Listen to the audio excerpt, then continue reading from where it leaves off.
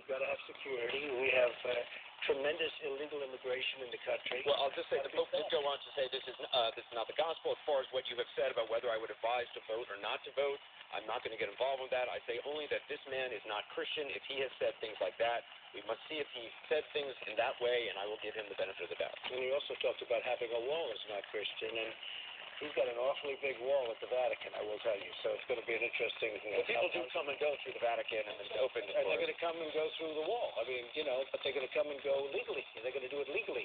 And that's what I want, and that's what a lot of people want, obviously, because they agree with me. You've been in fights with a lot of people, but with the Pope, I mean, does it give you pause? I don't like fighting with the Pope, actually. I don't think it's a fight. I think he said something much softer than was originally reported by the media. I think that he heard one side of the story, which is probably by the Mexican government.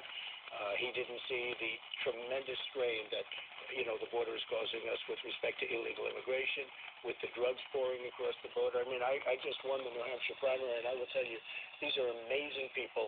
The biggest single problem that I have, no matter where I went in New Hampshire, was heroin. And it's pouring in, and it is just pouring into the area. And, it's sort of funny because you look at New Hampshire as being this beautiful, idyllic place, magnificent. I loved it. I loved the people there. I loved the whole place. And it's the last place you think that they really have a big drug problem. They have a massive drug problem, as you know.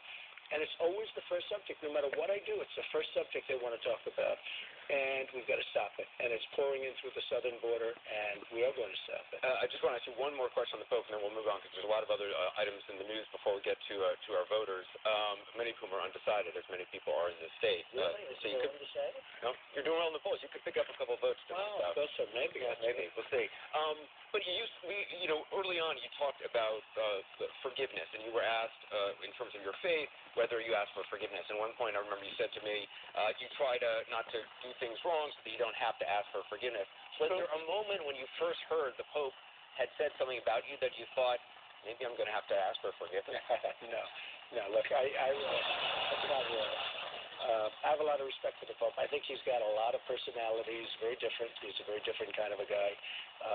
And I think he's doing a very good job. He's a lot of energy. But I would say that I think he was very much misinterpreted. And I also think he was given false information. If he would have heard our side, the side from people that live in the United States. Would you like to meet with him and talk to him about it? I'll do it anytime he wants. I mean, I think it would be very interesting. No, I like him. I mean, I like him as a personality. I like what he represents.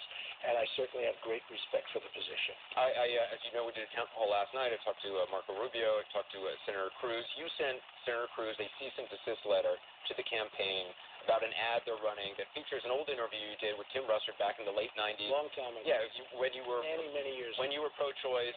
You are now, say,